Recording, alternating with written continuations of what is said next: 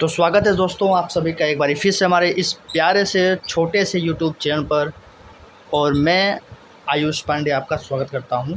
मेरी mechanics dynamics की चल रही सीरीज़ मोमेंट ऑफ इनर्शिया के इस प्यारे से लेक्चर में, जिसका लेक्चर नंबर है लेक्चर नंबर 6 और चैप्टर का नाम है मोमेंट ऑफ इनर्शिया। अब ये हमारा लेक्चर नंबर 6 है और इससे पहले हमने 5 इंपॉर्टेंट लेक्चर्स कवर किए हैं, जिसमें से फर्स्ट लेक्चर्स में आपने मोमेंट ऑफ इनर्शिया का इंट्रोडक्शन देखा था। सेकेंड लेक्चर में आपने कुछ रिजिड बॉडीज़, ठीक है, कुछ स्टैंडर्ड बॉडीज़ का हमने मोमेंट ऑफ इनर्शिया डिस्कस भी किया था और उसको हमने डिराइव भी किया था। जिसमें से था पहले लेक्चर में हमने यूनिफॉर्म रॉड का और रेक्टेंगुलर लेमिना का निकाला था, और उसके बाद थर्ड लेक्चर में हमने रेक्टेंगुलर पैरेलल पाइप देखा था। फोर्थ लेक्चर में हमने moment of inertia of uniform circular wire देखा था। फिफ्थ लेक्चर में, यानी इसके जस्ट पिछले वाले लेक्चर में, हमने डिस्कस किया था moment of inertia of an elliptical disc. अब जो हमारा अगला टॉपिक है, असल में अब क्या है कि हमने 5 इंपॉर्टेंट स्टैंडर्ड बॉडीज़ के मोमेंट ऑफ इनर्शिया डिस्कस कर लिए हैं, जो जनरली एग्ज़ाम वगैरह में आते हैं। ठीक है, फिर आपका चाहे बीएससी का एग्ज़ाम हो, ठीक है, आपके सेमेस्टर का एग्ज़ाम हो, चाहे आपका कोई और कॉम्पिटिटिव एग्ज़ाम है, जनरली यही सब बॉडीज़ के मोमेंट ऑफ इनर्शिया से ही सवाल बन के आते हैं। ठीक है, थोड़ा सा अलग तरीके से भी बन सकते हैं, वरना मोमेंट ऑफ इनर्शिया पे डायरेक्ट भी सवाल कभी कभी एमसीक्यूज़ टाइप में बन जाता है। अब जो है हमको कुछ और इम्पॉर्टेंट स्टैंडर्ड बॉडीज़ के मोमेंट ऑफ इनर्शिया को डिस्कस करना है, जिसमें से पहले नंबर पर आता है, ठीक है, मतलब 5 हमने डिस्कस कर लिए हैं। छठवां जो है वो है moment of inertia of a hollow sphere. अब जो अगला हमारा जो मोमेंट ऑफ इनर्शिया हमें जिस रिजिड बॉडी का डिस्कस करना है वो है होलो स्फीयर और अबाउट डायमीटर। इसका हमें डायमीटर के अबाउट, ठीक है, आप होलो स्फीयर बना लेंगे, डायग्राम बना लेंगे, उस होलो स्फीयर के डायमीटर के अबाउट हमको क्या निकालना है, मोमेंट ऑफ इनर्शिया। ये छठवां इंपॉर्टेंट स्टैंडर्ड रिजिड बॉडी है। सातवां है कि हमको होलो स्फीयर का नहीं, ठीक है, हमको जो है एक सॉलिड एलिप्सॉइड का मोमेंट ऑफ इनर्शिया निकालना है। किसका निकालना है? Solid ellipsoid. ठीक, एक सॉलिड एलिप्सॉइड का हमको मोमेंट ऑफ इनर्शिया निकालना है। तो इस सॉलिड एलिप्सॉइड का भी हम मोमेंट ऑफ इनर्शिया निकाल सकते हैं about X axis, about Y axis और अबाउट जेड एक्सिस। और इसके बाद हमने आखिरी देखना है, और ये हमारा आखिरी रहेगा, ठीक है। और इसी के साथ हमारे स्टैंडर्ड बॉडीज़ के मोमेंट ऑफ इनर्शिया का जो ये चैप्टर है वो ख़त्म हो जाएगा। फिर कुछ और नए टॉपिक्स हैं जिसको हमें इंट्रोड्यूस करना है और शुरू करना है। तो जो 8वां रहेगा वो रहेगा moment of inertia of a solid sphere. तो जो आने वाले स्टैंडर्ड रिजिड बॉडीज़ का डिस्कशन करना है, जिसका हमें मोमेंट ऑफ इनर्शिया निकालना है, उसमें से ये वाला है, एक होलो स्फीयर का निकालना है, दूसरा सॉलिड एलिप्सॉइड का निकालना है, तीसरा सॉलिड स्फीयर का निकालना है। बात समझ में आ रही है?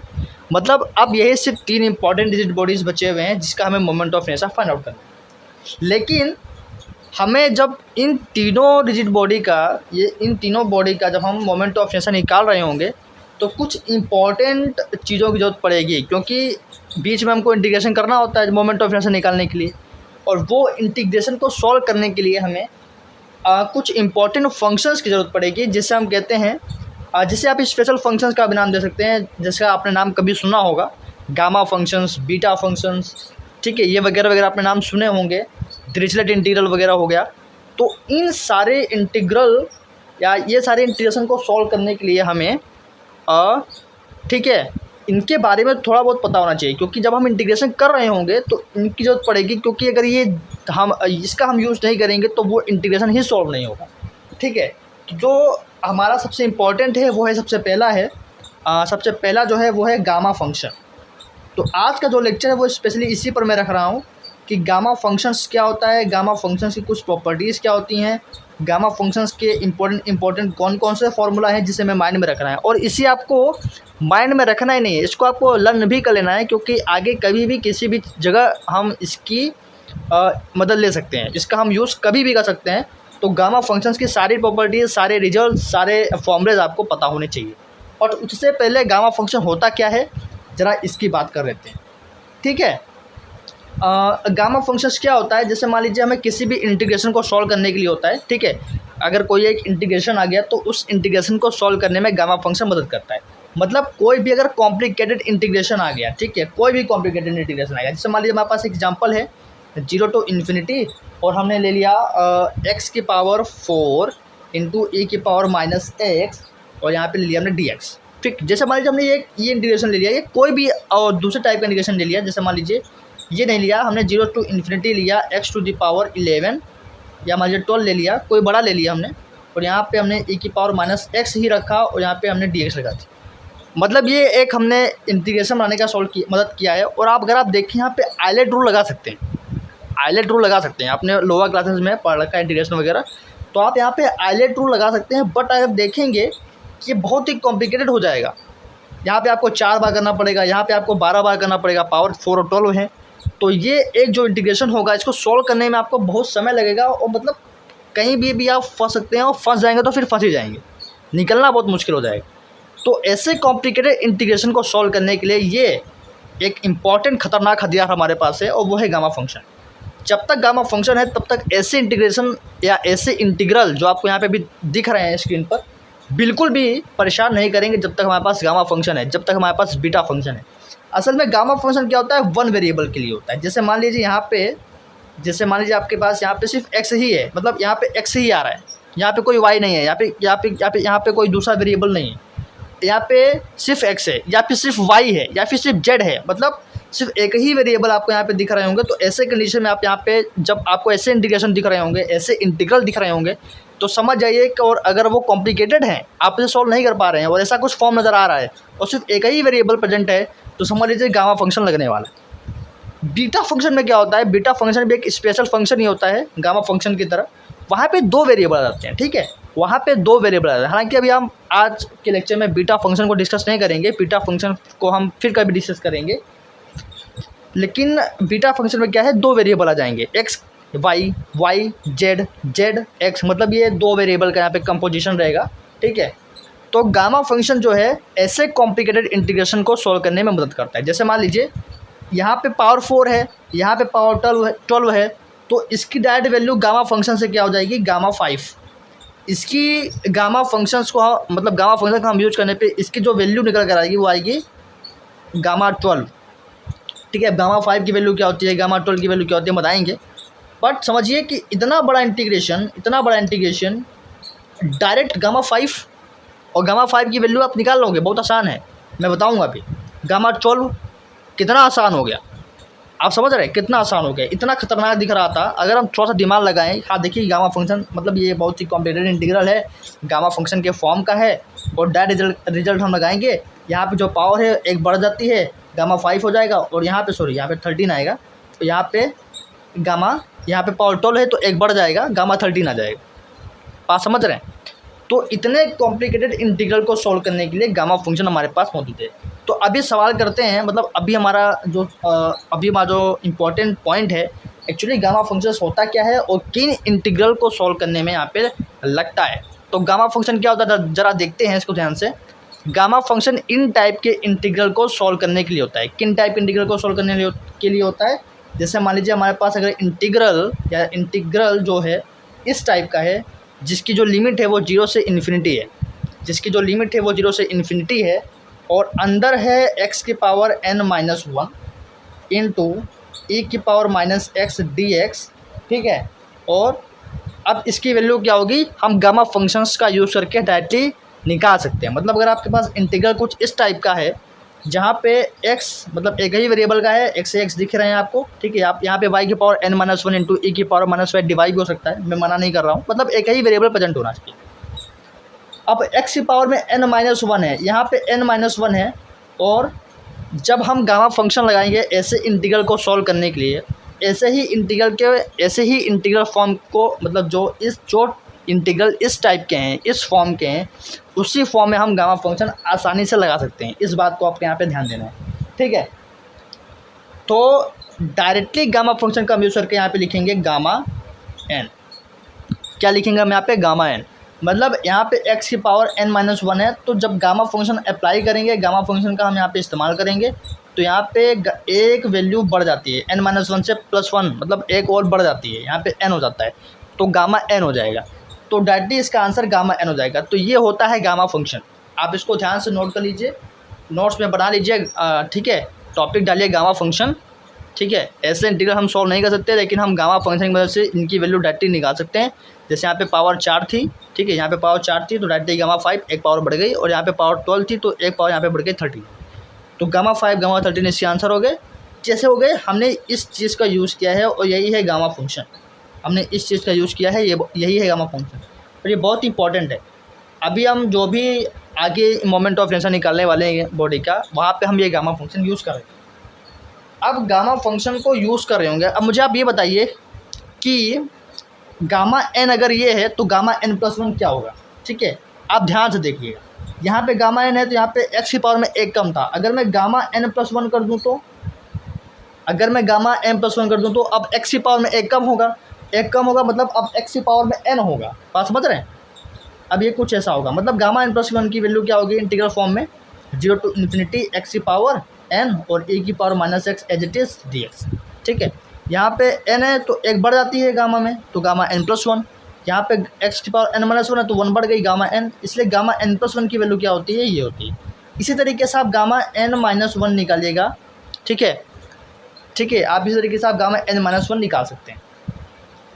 अब एक काम करते हैं, कुछ इंपॉर्टेंट प्रॉपर्टीज़ की बात कर लेते हैं और कुछ इंपॉर्टेंट प्रॉपर्टीज़ या कुछ इंपॉर्टेंट रिमार्क लिख लेते हैं। तो आप यहाँ पे रिमार्क की हेडिंग डालिएगा, आप यहाँ पे लिखिएगा रिमार्क्स, और रिमार्क्स में हम कुछ इंपॉर्टेंट फॉर्मूला लिखेंगे। मैं यहाँ पे कुछ इंपॉर्टेंट फॉर्मूला लिखूँगा जिसका हम डायरेक्ट यूज़ कर सकते हैं एज अ रिज़ल्ट। ठीक है, तो ये रिज़ल्ट है जिसका हम यहाँ पे डायरेक्ट यूज़ कर सकते हैं।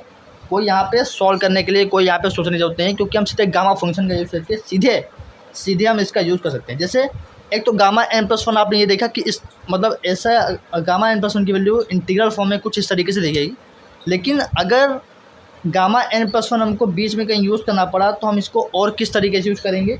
गामा एन प्लस 1 की वैल्यू होती है एन गामा एन। ठीक है, गामा एन प्लस 1 को हम एन गामा एन भी ले सकते हैं।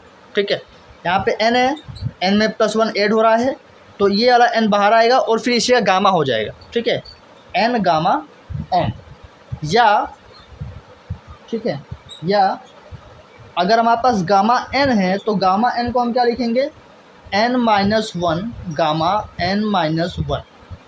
क्यों, यहाँ पे गामा एन प्लस 1 था, मतलब एन में एक ऐड हो रहा है तो हमने बाहर किसको लिया, उससे एक कम एन को बाहर लिया और फिर उसका गामा किया। अब यहाँ पे गामा एन है तो इसमें हम एक घटाएंगे, 1 माइनस करेंगे तो एन माइनस 1 को बाहर लिया और फिर इसी का ही गामा लिया ना।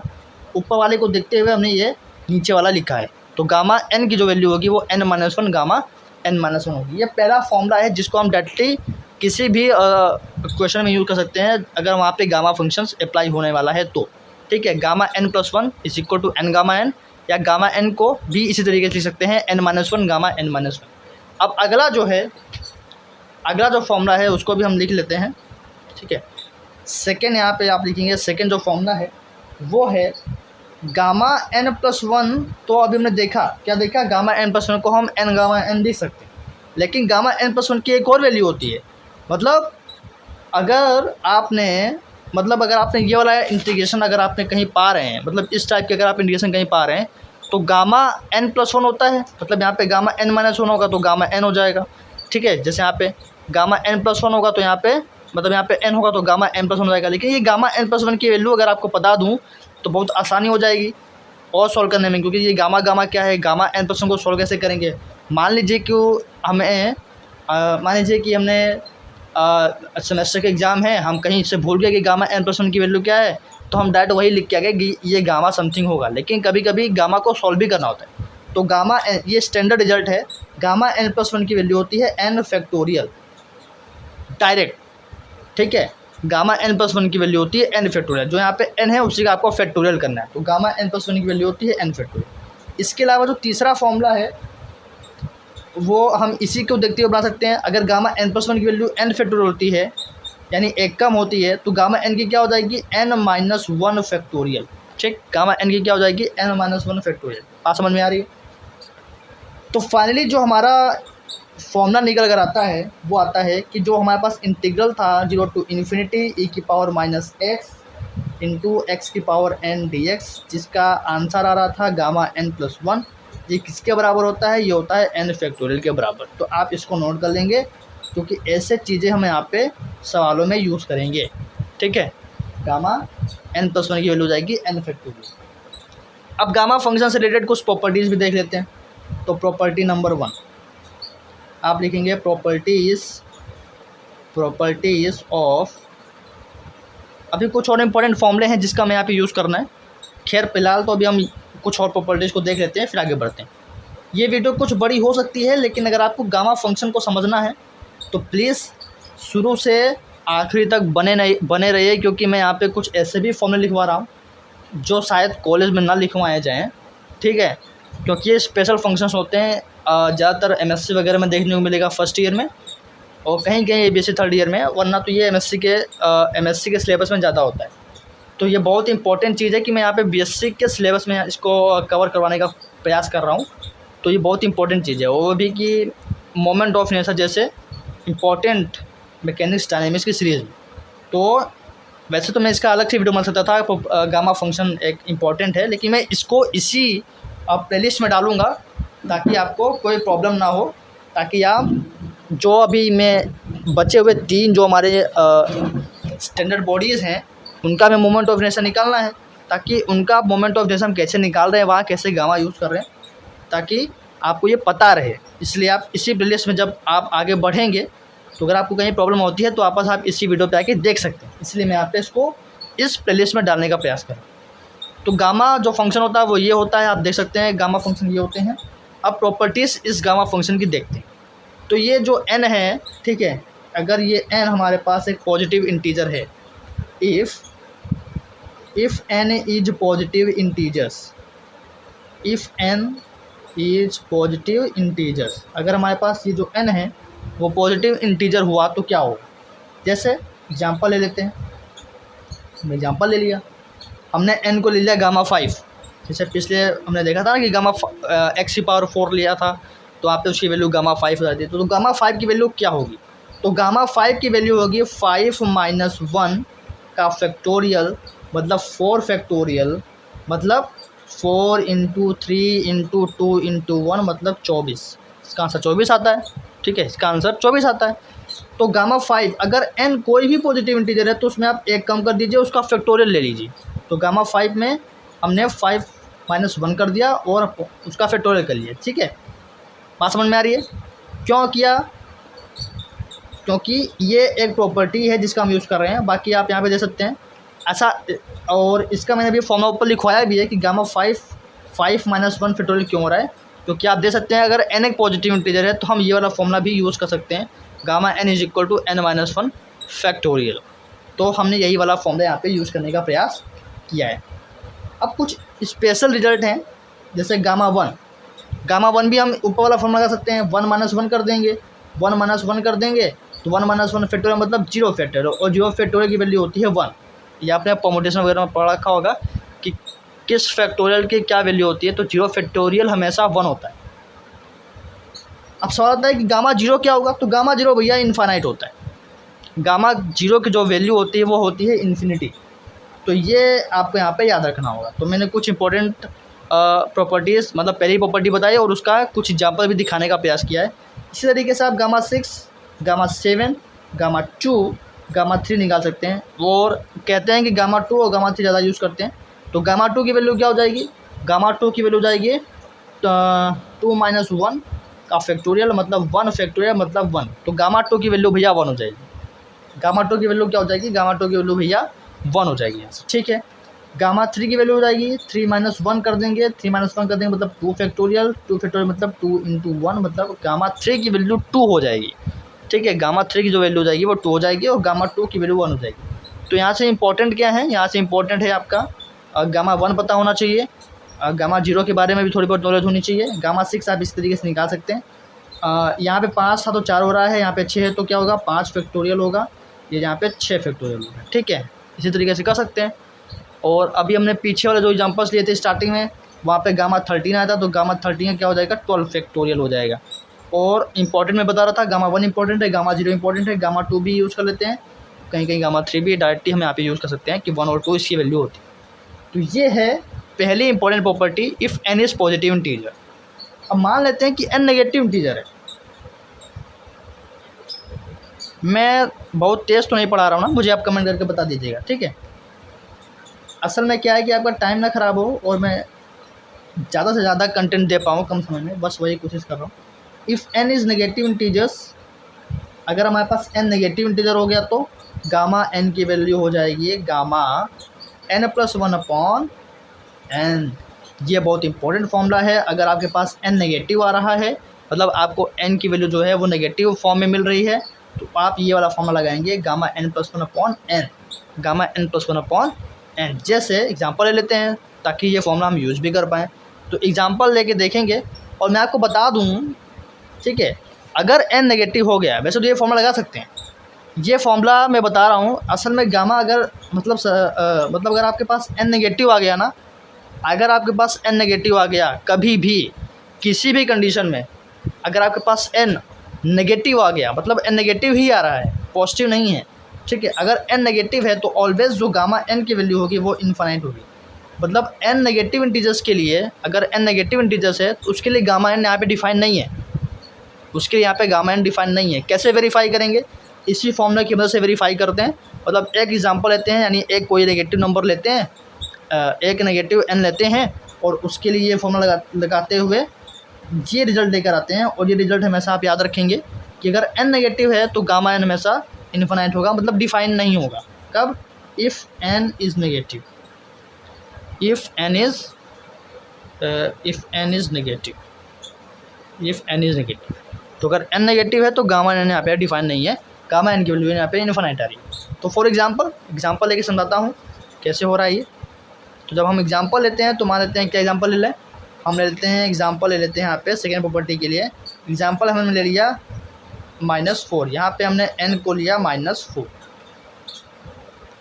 तो फॉर्मूला क्या था हमारे पास, गामा n क्या होगा, गामा n+1/, ये वाला फॉर्मूला लगा के हम वेरीफाई कर लेते हैं कि वाकई क्या नेगेटिव n के लिए गामा n जो है वो इन्फिनाइट आ रहा है कि नहीं।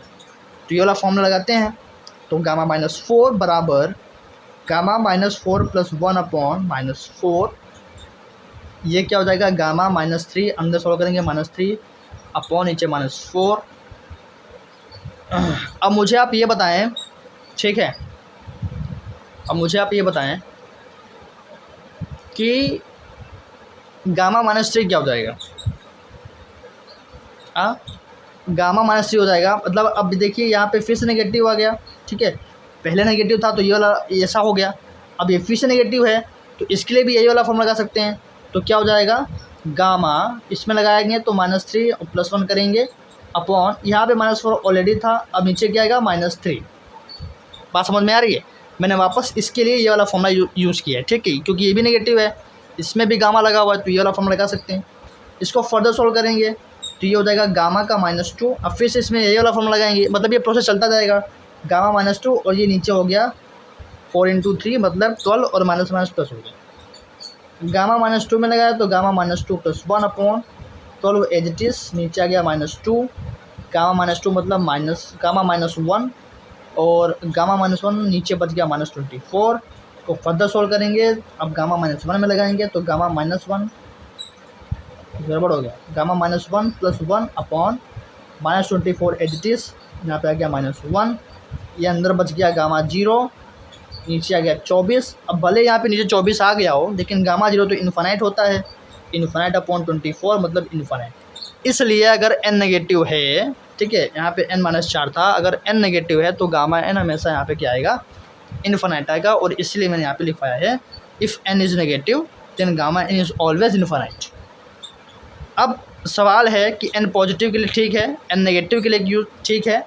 अब कुछ और भी चीज़ें हैं, जैसे मतलब फ्रैक्शन में आ सकता है n, अगर आपके पास फ्रैक्शन में है, क्योंकि फ्रैक्शन से रिजल्ट गामा में यूज़ किए जाते हैं। तो तीसरी प्रॉपर्टी मैं यहाँ पे गामा फंक्शन बता रहा हूँ, if n is positive fraction, तो हम पॉजिटिव में ही रहेंगे क्योंकि नेगेटिव वाले के लिए तो इन्फिनाइट ही हो रहा है। तो if n is positive fraction, n is positive fraction मतलब ये कि n मान लीजिए कुछ इस तरीके का है, n 1/2 है, n 1/4 है, मतलब कुछ भी हो सकता है, ठीक है, मतलब एक पॉजिटिव फ्रैक्शन होना चाहिए, P/Q के फॉर्म में होना चाहिए, पॉजिटिव होना चाहिए। तो उसके लिए गामा n की जो फॉर्मूला हो जाएगा, उसके जो गामा n फॉर्मूला है वो है n-1 करेंगे, मतलब जिस भी फ्रैक्शन से हम निकाल रहे हैं उसमें से एक घटाएंगे और उसी का हम गामा भी लेंगे तो गामा n माइनस वन, तो n minus one gamma n minus one, ये है n इज पॉजिटिव फ्रैक्शंस के लिए फॉर्मूला। एक एग्जांपल लेते हैं, मुझे पता है कि आपको समझ में नहीं आ रहा होगा। जैसे हमने आप एग्जांपल लिया तो आपको समझ में आ गया, पिछले वाले केस में हमने एग्जांपल लिया तो आपको समझ में आ गया, इस वाले केस में भी एग्जांपल लेते हैं तो आपको समझ में आ जाएगा। तो n एक पॉजिटिव फ्रैक्शन लेते हैं, हम लेते हैं 5/2, रैंडम कोई ले लिया मैंने।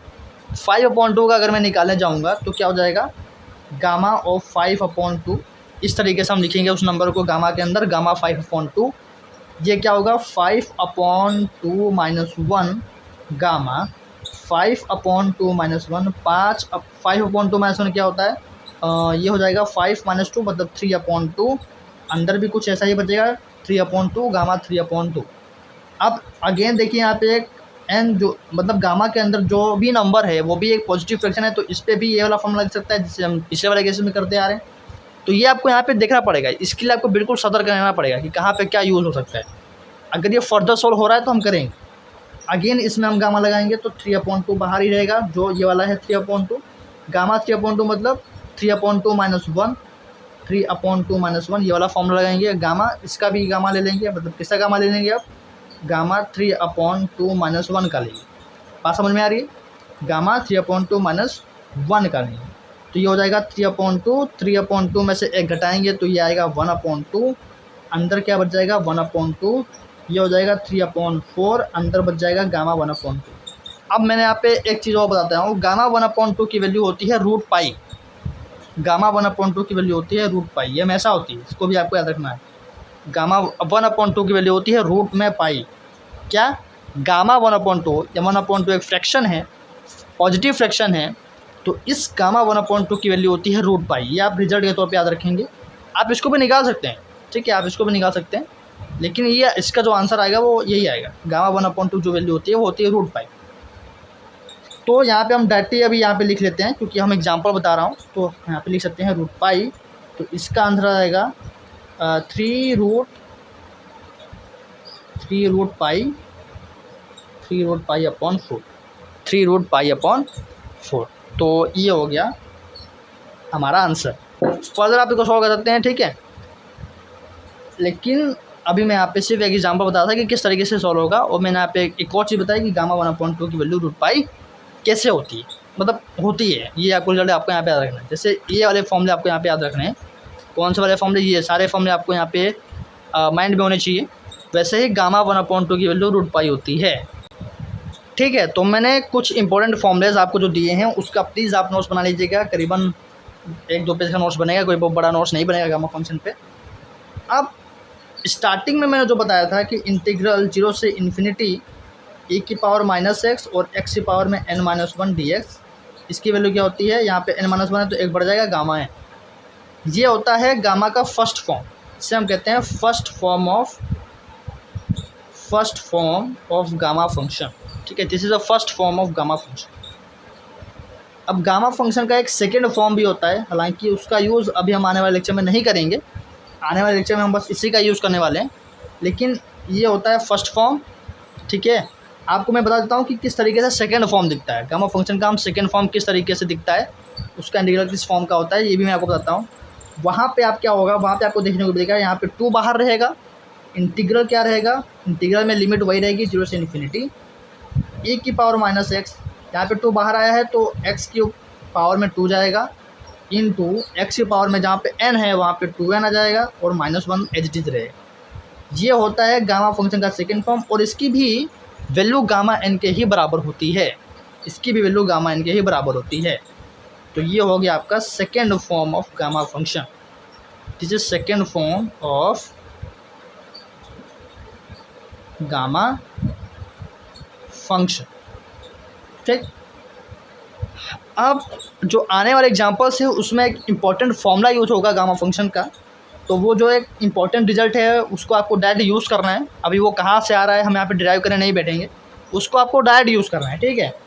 तो यहाँ पे आप लिख लीजिए इम्पॉर्टेंट रिजल्ट, जिसका हमें आने वाले लेक्चर में यूज़ करना है। गामा मैंने बता दिया क्या है, क्योंकि एक्चुअली उस रिजल्ट में गामा का यूज़ है, तो मुझे गामा बताना पड़ेगा क्या है, गामा फंक्शन क्या होता है, इसलिए मैंने अभी तक गामा फंक्शन बताया है। मतलब अभी आधे घंटे में आपको गामा फंक्शन आपको समझ में आ गया है। गामा फंक्शन के इंपॉर्टेंट प्रॉपर्टीज़, इंपॉर्टेंट फॉर्मूले मैंने आपको बता दिए। अब एक इम्पॉर्टेंट रिजल्ट जो आने वाले मोमेंट ऑफ इनर्शिया जो हम निकालेंगे, कैलकुलेट करेंगे, उसमें यूज़ किया जाएगा, क्योंकि इंटीग्रल कुछ इसी तरीके का बनेगा, कॉम्प्लेक्स बनेगा, उसको हम सॉल्व नहीं कर पाएंगे, कॉम्प्लिकेटेड हो जाएगा। इसलिए हम डायरेक्ट उस रिजल्ट का यूज़ करेंगे जो मैं अभी लिखने जा रहा हूँ। और ये रिजल्ट आएगा, मतलब अगर आपको इंटीग्रल कुछ इस फॉर्म का दिखे, 0 से लिमिट हो उसकी π/2, मतलब इंटीग्रल की जो लिमिट हो वो 0 से π/2 हो, और अंदर cos थीटा हो, यानी cos की पावर m थीटा, मतलब cos की पावर में समथिंग कुछ होगा, ठीक है, पावर में होगा cos की पावर m थीटा, और प्रोडक्ट में sin की पावर में भी कुछ होगा n थीटा मान लेते हैं, cos की power m theta into sine की पावर n थीटा, और d थीटा है। तो ऐसे कंडीशन में हम गामा फंक्शंस का एक इंपॉर्टेंट रिजल्ट है ये, ठीक है, गामा फंक्शन का इंपॉर्टेंट रिजल्ट है, तो हम डायरेक्ट यहाँ पे रिजल्ट यूज़ करेंगे। मतलब इसकी जो वैल्यू होगी वो डायरेक्ट क्या होगी, इसकी वैल्यू होगी m+1/2 इंटू n+1/2 अपॉन, ठीक है, ये जो m है +1/2 करेंगे उसका गामा लेंगे, ये जो n है +1/2 करेंगे उस गामा लेंगे, और यहाँ पे क्या करेंगे 2 से मल्टीप्लाई करेंगे नीचे, और अंदर फिर से गामा लेंगे, उसमें क्या करेंगे m+n, m और n को जोड़ेंगे, फिर उसमें 2 और जोड़ेंगे और अपॉन 2 भी करेंगे। तो ये आपको लग रहा है कि बहुत हार्ड है, लेकिन आपको बस यही याद रखना है। मतलब अगर आपको कुछ इस तरीके से दिखे तो इसकी वैल्यू आपको डायरेक्ट ये यूज़ करनी है, आपको वो इंटीग्रल लग यहाँ सॉल्व नहीं करना है कि यहाँ पे ये ऐसा कुछ लिमिट है तो अब चलें अब इसमें कुछ गुणा भाग करें, किस तरीके से ये कॉस है साइन है किस तरीके से इंटीग्रेट होगा मुझे नहीं पता, तो बहुत दिमाग खर्चा हो जाएगा। इसलिए ऐसे चीज़ों को सॉल्व करने के लिए गामा फंक्शन बनाए गए हैं, बीटा फंक्शंस बनाए गए हैं, ताकि आपको कॉम्प्लिकेटेड इंटीग्रल को सॉल्व करने में दिमाग ना लगाना पड़े, आपको बस रिजल्ट लगाना पड़े। रिजल्ट ये सब है, और ये इन सब का हम यूज़ करके डुप्लीकेशन, एक और फॉर्मूला होता है गामा फंक्शन और बीटा फंक्शन की मदद से बनता है, एक्चुअली ये भी गामा फंक्शन और बीटा फंक्शन की मदद से ही बनता है। तो हम यहाँ से डुप्लीकेशन फॉर्मूले की तरफ भी बढ़ सकते हैं, एक डुप्लीकेशन फॉर्मूला भी होता है उसकी तरफ भी आगे बढ़ सकते हैं। तो हमें वहाँ पे नहीं जाना है, डुप्लीकेशन फॉर्मूले को बताने के लिए मुझे पहले बीटा फंक्शन बताना पड़ेगा।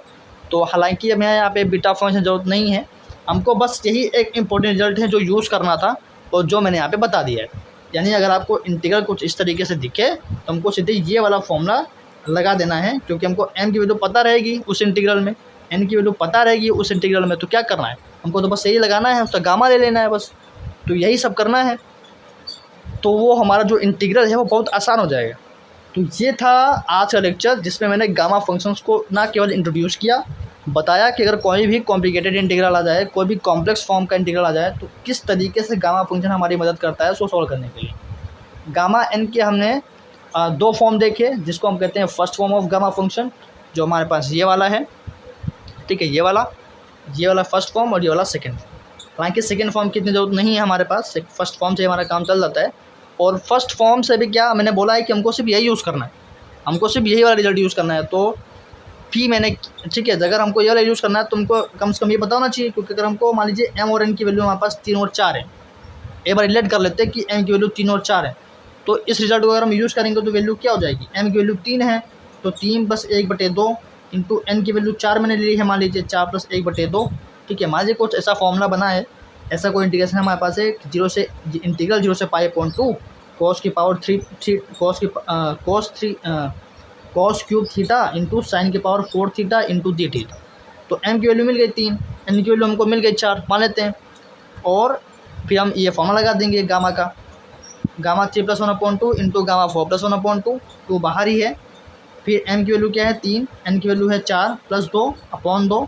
अब आप इसको देखें क्या आएगा, 3 में से 1 गया 4, तो हमें गामा 2 आ गया यहाँ पे, 4 × 1 = 5, गामा 5/2 आ गया, ठीक है, ये 2 बाहर ही है, ये हो गया 4 + 3 यानी 7 + 9, 4 3 7 दोनों बटे 2 यानी गामा 9/2। अब सवाल यही है, अगर मैं डायरेक्टली ये बता देता कि अगर आपको ऐसा इंटीग्रल देखने को मिलेगा जो कॉम्प्लिकेटेड है, कॉम्प्लेक्स है, सॉल्व करना बहुत खतरनाक है, गामा फंक्शन यूज़ करेंगे, और मैं अगर सीधे यही फॉर्मूला लिख देता तो आपको क्या समझ में आता, नहीं, आपको आप कर लेते, m की वैल्यू सब्स्टिट्यूट करते, n की वैल्यू सब्स्टिट्यूट करते, लेकिन आप यहाँ पे आके फंस जाते कि गामा 2 की वैल्यू क्या होगी, गामा 5/2 को कैसे सोल्व करेंगे, गामा 9/2 को कैसे सोल्व करेंगे, तो फिर तो आंसर निकलेगा ना।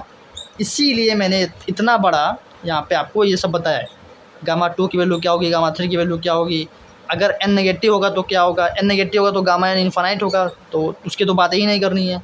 एन पॉजिटिव फ्रैक्शन है तो कैसे होगा, जैसे गामा 5/2 को सॉल्व करके दिखाया, गामा 5/2 की वैल्यू क्या आई, गामा 5/2 की वैल्यू आई ये 3/2 गामा 3/2। तो इस तरीके से हम यहाँ पे सॉल्व कर सकते हैं, बाकी और भी हमने सॉल्व किया है आगे, ठीक है। तो ये है हमारा आज का लेक्चर जहाँ पे हमने गामा फंक्शन को डिटेल में देखा। तो मिलते हैं गाइस अगले लेक्चर में, और अगला लेक्चर हमारा मोमेंट ऑफ इनर्शिया निकालेंगे। किसका निकालेंगे, स्टार्टिंग में मैंने बताया था आपको कौन कौन से बच गए हमारे पास बच गए moment of inertia of hollow sphere, किधर गए ये moment of inertia of hollow sphere about a diameter. तो ये हमारा अगला लेक्चर है कि हम इसका मोमेंट ऑफ इनर्शिया निकालेंगे, moment of inertia of hollow sphere about a diameter. तो अगले लेक्चर में हम इसका मोमेंट ऑफ इनर्शिया निकालेंगे, तब तक के लिए मिलते हैं। और मैं कह रहा हूँ भाई प्लीज़ पूरा पढ़ के आओ, ये मेरे ख्याल से 6वां लेक्चर है, अगला जो लेक्चर हो जाएगा वो 7th लेक्चर हो जाएगा, यानी मोमेंट ऑफ इनर्शिया में हम एक कदम और आगे बढ़ जाएंगे। और अब मुश्किल से एक लेक्चर इस पे लगेगा, एक लेक्चर इस पे लगेगा, यानी ये लेक्चर नंबर 7, लेक्चर नंबर 8 और ये लेक्चर नंबर 9। लेक्चर नंबर 9 में हम सारी स्टैंडर्ड बॉडीज़ का मोमेंट ऑफ इनर्शिया कवर कर लेंगे, यानी उसके बाद जो हमारे पास कुछ थ्योरम्स हैं परपेंडिकुलर एक्सिस और फिर मोमेंटल एलिप्सॉइड वगैरह भी है, तो वो हमारे बस रेस्ट टॉपिक हैं, मतलब वही हमारे पास टॉपिक बचेंगे। मोमेंट ऑफ इनर्शिया आपका बस अगले 3 लेक्चर में ख़त्म हो जाए। तो ये है हमारा आज का लेक्चर जहाँ पे हमने गामा फंक्शन को देखा। प्लीज़ दोबारा वीडियो देखना हो तो देख लो, समझ में आ जाएगा एक बार और अच्छे से। तब तक के लिए मिलते हैं, all the best, goodbye. पढ़ते रहिए, सेमेस्टर के एग्ज़ाम है तो उसको भी फोड़ के आइए।